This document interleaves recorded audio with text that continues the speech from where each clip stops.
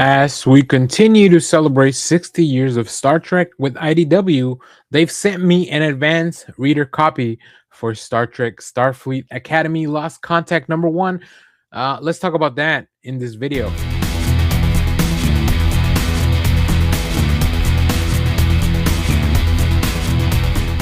Hello, everyone. Daniel here from the Next Issue Podcast. Today, we are heading back to the final frontier with Star Trek Starfleet Academy Lost Contact number one from IDW Publishing. This is a book that comes out on April 15th, but my friends at IDW have sent me an early reader review for you to check out. This is written by Morgan Layne with art by Corali Espuna, colors by Nora Espuna, and letters by Neil Uyetake. This first issue delivers a tense sci-fi mystery that feels authentically Star Trek while remaining incredibly accessible to new readers. And that balance, that's not easy to pull off. So, let's talk about what the premise is that has been announced from IDW. We follow a group of Starfleet Academy cadets, Caleb, Genesis, Jaden, Kyle, and Tarima, students training to one day join the ranks of the Federation's finest. Their assignment seems very routine: a planetary survey simulation on a lifeless, low oxygen world, controlled exercises, monitored environment, minimal risk, until a massive storm knocks out communication with their instructors above the Athena, and something impossible appears: an alien life form. Now, what was supposed to be a classroom exercise turns into a real first contact scenario and maybe even a survival situation. So here's why I'm recommending this, especially even if you're not a fan of Star Trek. One of the strongest aspects of this issue is how welcoming it is. If you've never seen an episode of Star Trek, you can kind of jump in here with very little friction. The stakes are clear, the rules are established, the emotional arcs are very much character driven.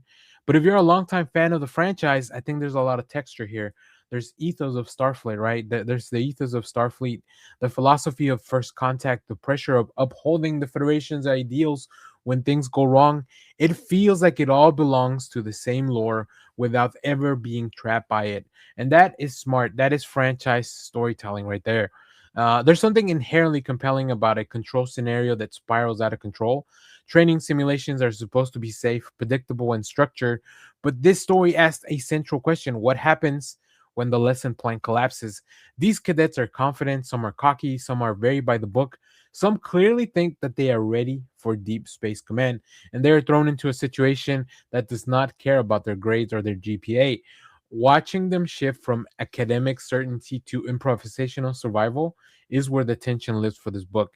This is a slow burn mystery. The alien presence isn't treated like a spectacle of action, it's treated as a problem to solve, which is very much in line with classic Star Trek storytelling. Um, Corali Espuna's art captures the feel of a Trek story: clean sci-fi aesthetics, expressive character work, and a sense of procedural structure. But it also adds a layer of visual tension that truly elevates the stakes. The planetary setting feels isolating. The storm sequences have a lot of weight. And then the colors by Nora enhance the atmosphere, especially during all the storm sequences where communication can sometimes be lost. It truly feels very visually oppressive. It feels very cinematic without ever trying to overpower the narrative. And you know what's really impressive here is that this would absolutely work as a standalone sci-fi mystery. Strip away the Star Trek branding, and you still have a survival scenario, a first contact dilemma, a group of flawed young characters forced to evolve, and a slowly unfolding mystery. That is just a strong structure. Like, this book has really good bones. The franchise name just really enhances it and brings the story to a new level, but the story stands on its own. Before we get out of here, I do want you to check out the covers for this. So this is the main cover. Now, a cover that I'm really looking forward to getting is this cover here by Liana Kangas. This is a 1 in 25. If you guys have been following my work, you know that I'm a big fan of Liana. And then we have one for the show. This is cover B, which is the photo variant. So anybody that's enjoying the show, you can probably pick this one up as well. And then we're back to our main cover. So yeah, this is why you should go check this out in April, and you should pre-order it now at your shops. Star Trek Starfleet Academy Lost Contact number one is a thoughtful, character-driven debut that respects the core ideals of Star Trek while crafting a tense and engaging mystery. It is welcoming for a new crowd. It is disciplined, and it's also very quietly suspenseful. It's a strong entry point to the readers that may not have the deep knowledge but want a little bit of intelligent sci-fi. Now, I want you to tell me in the comments, are you a long time Trekkie? Are you a fan just jumping into this universe for the first time?